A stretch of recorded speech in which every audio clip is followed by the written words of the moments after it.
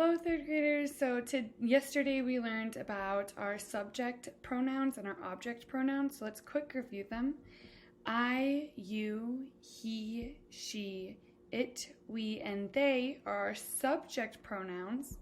Me, you, him, her, it, us, and them are our object pronouns. So remember, our subject of a sentence is who or what performs the action of the verb. It is the subject. It's kind of like the main character. The verb is the word that expresses what that action is. So remember, the verb is something we can do if it's an action verb, but we also have our helping and linking verbs that we've learned.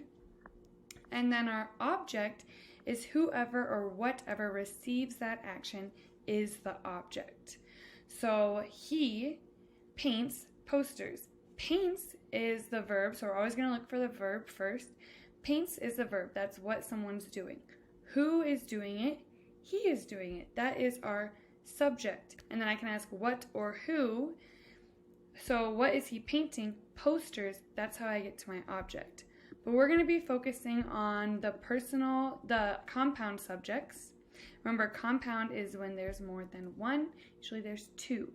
And we're going to be replacing our nouns with either I or me. So a pronoun can be connected to a noun with the word and. So you could say Allison and I. That would be my subject because I know I is my subject pronoun.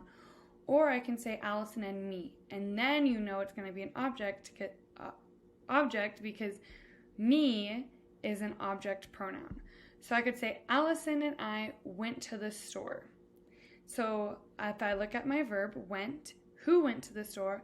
Allison and I. Where did they go? To the store. So that's my object. This is my subject.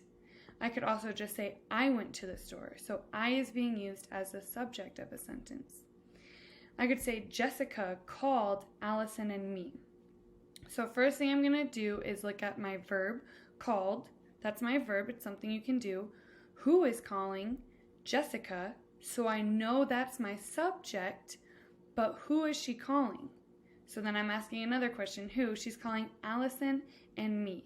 Now we're the object of the sentence. We're in the predicate. And we're also after the verb. So I could also take out the compound, because remember compound is two. I could say Jessica called me. Me is used after the verb called. And that's just when it's just one person she's calling. But when I said Jessica called Allison and me, that's two people. It makes it compound. So if we look at our homework today, we are going to be selecting the correct pronoun to complete the sentence. And as we know, I is going to be the subject, me is going to be the object. So did you recognize my friend and blank?